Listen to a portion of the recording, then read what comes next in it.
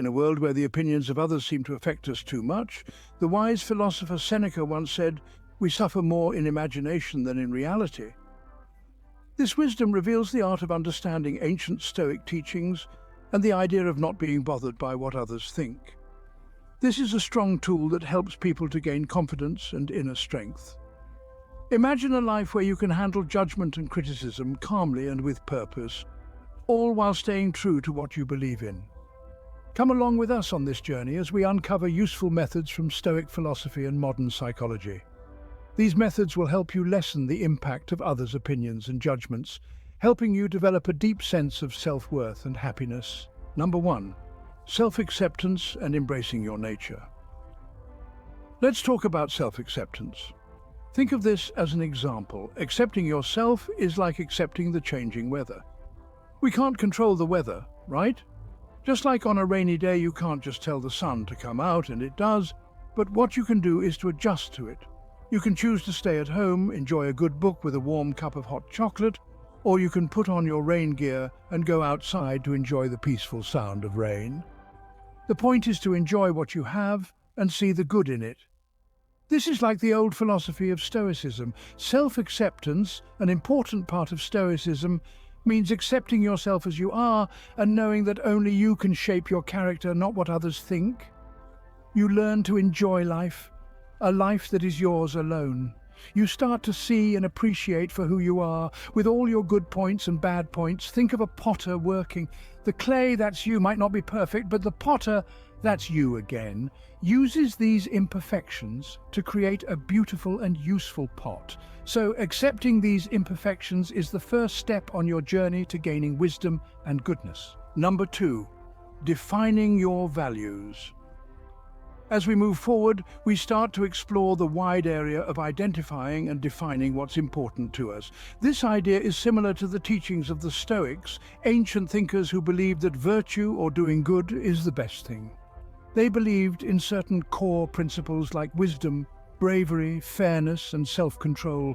These virtues were not just ideas, they were useful guides for living a good life. To understand why having and sticking to what's important to us matters, let's think about the inspiring story of Mahatma Gandhi. He strongly believed in his principles of peace and truth, a concept he called satyagraha, even when people criticized him, threatened him, and put him in jail. He never changed his beliefs. His strong commitment to his principles started a big movement that eventually freed India from British rule. We can also learn from modern people like Elon, the head of Tesla, who believes in innovation and sustainability.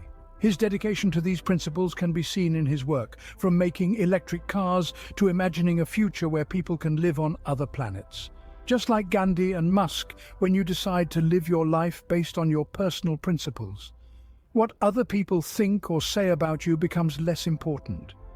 Remember, your principles are like your compass. They guide your decisions and actions, light up your path, and ultimately shape your future.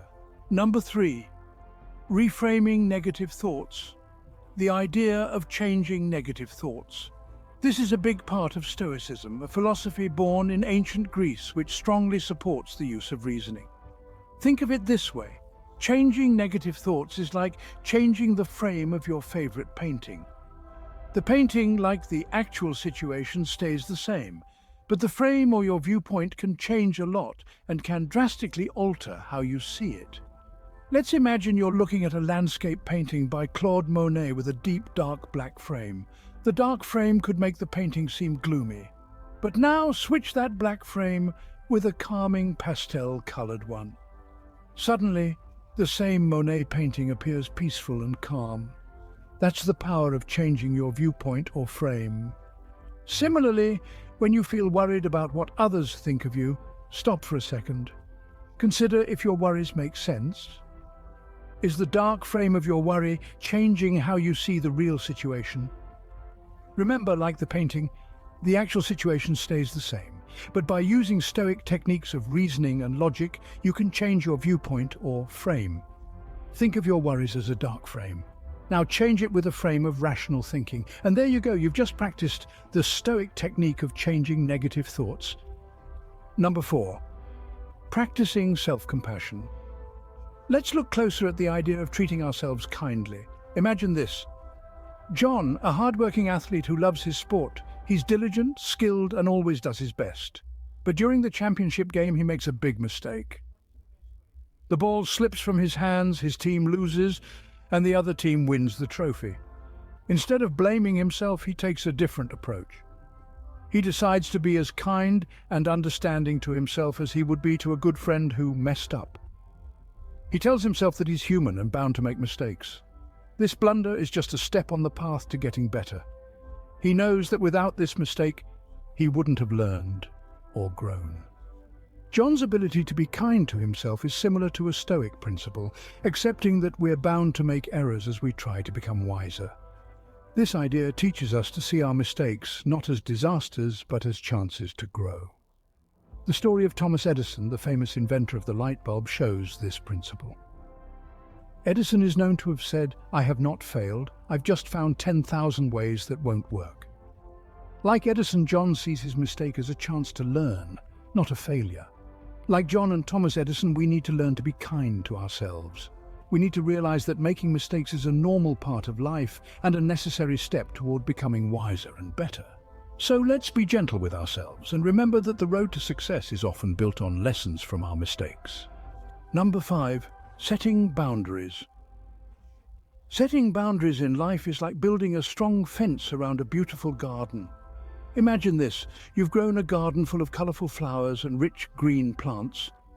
This garden, which represents your personal space, needs a fence for safety. That's what setting boundaries does for you. It's an important method that acts as a shield, protecting your peace and calm. Just like a fence keeps a garden safe from pests and wild animals, this allows the plants to grow and bloom freely. Boundaries help you create a space that encourages growth, improvement, and happiness. Ancient Greek thinkers, the Stoics, strongly supported the idea of controlling your personal thoughts and desires.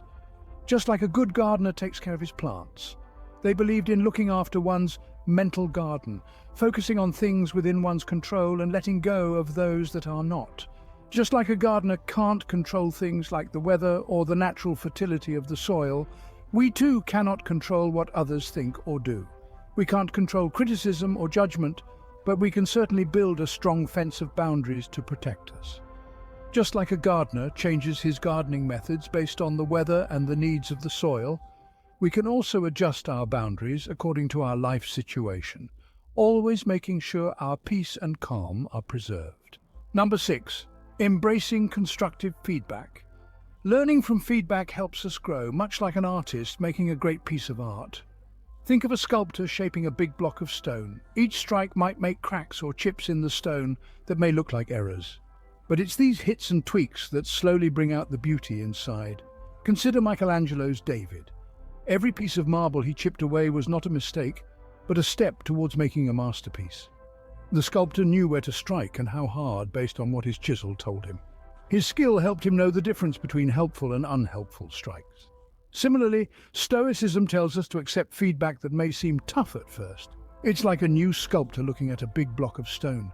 The feedback may feel like it's hurting our confidence, but it's important to remember that it's part of the journey towards wisdom. But it's also key to know the difference between helpful feedback that helps us grow and negative feedback that just hurts.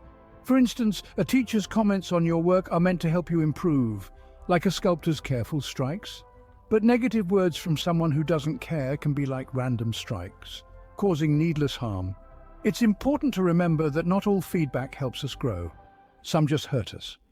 So, it's necessary to understand the difference between the two, like a sculptor choosing the right tool for his work. Number 7. Practicing mindfulness is a key idea in Stoicism, a way of thinking that values peace with nature and understanding we can't control everything. Stoics believe mindfulness involves really understanding yourself and thinking logically about your feelings and actions. Imagine a painter named Mia.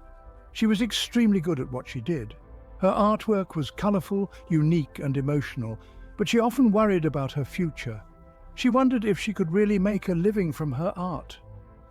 One day, while reading an old philosophical book, she learned about mindfulness as understood by the Stoics. She decided to give it a try. She began to keep her thoughts in the present, using mindfulness to recognize her fears but not let them control her. As she kept doing this, she noticed a big change. She wasn't so anxious about what the future might bring, or scared of failing, or worried that she wasn't good enough. She felt free from these stressful thoughts. Her mind felt clear and she could focus more on her artwork. With mindfulness, Mia stayed calm. She reminded herself that her fears were just thoughts, not real predictions of what was going to happen. Understanding this helped her to let go of her fears and manage her feelings better. Mindfulness is powerful because it helps us live in the present and not worry about the future. By using Stoic mindfulness, Mia didn't just feel calmer, she also got better at her art. She could create more honestly and passionately without being weighed down by worry. That's the great thing about mindfulness. It doesn't just change how we think, it changes how we live. Number 8, recognizing the relativity of opinions. Let's take a moment to understand the idea that everyone sees the world differently, just like art. Imagine you're standing in an art gallery. You're looking at a big canvas covered in splashes of color and twisty patterns, a piece of abstract art. One person, maybe a sailor, might look at it and see a stormy sea. Another person, maybe a poet, might see a calm sunset. Another person, who likes to think deeply, might see it as a story of life, with the colors representing happiness, hardships, victories, and everything else in life. The painting stays the same, but what changes is how the person looking at it sees it. This is shaped by their own experiences, feelings, and perceptions. Now, think about opinions. Stoics, the ancient philosophers who believed in controlling your emotions, teach us that opinions are based on personal perspectives. They thought that it's not what's happening around us, but the opinions we form that shape how we feel. Just like we admire and wonder at the many ways to interpret art, we should understand that different opinions are a normal and important part of being human. Think about a group of friends talking about a book they've all read. Each will have a different opinion about the story, the characters, and the main ideas. A political debate will have many sides, each based on different beliefs and experiences. These different opinions don't mean that one is right and the other is wrong. Instead, they add layers to our discussions and help us understand the world better. At the end of the day, what you think and what you do matters the most. They are the colors you use to paint your life. Accept the many opinions out there because it's through this exchange of ideas that we learn, understand, and grow. Number 9. Surrounding yourself with supportive people. Let's talk about James, a strong and successful business person. At one point, James was caught in a cycle of negativity, influenced by people who always looked at the bad side of things. It felt like he couldn't break free from it. One day, James had a light bulb moment about how the people around him were affecting his attitudes and behavior. This idea, central to the philosophy of Stoicism, gave him a glimmer of hope. He realized that the people he spent time with could really influence his thoughts and views on life. So, James made a big decision to carefully choose his friends and relationships. He wanted to be around people who shared his values and would help him grow. He started spending more time with successful, positive people and less time with those who were always negative. He welcomed challenges that helped him grow and learn. Over time, the changes in James' life were amazing.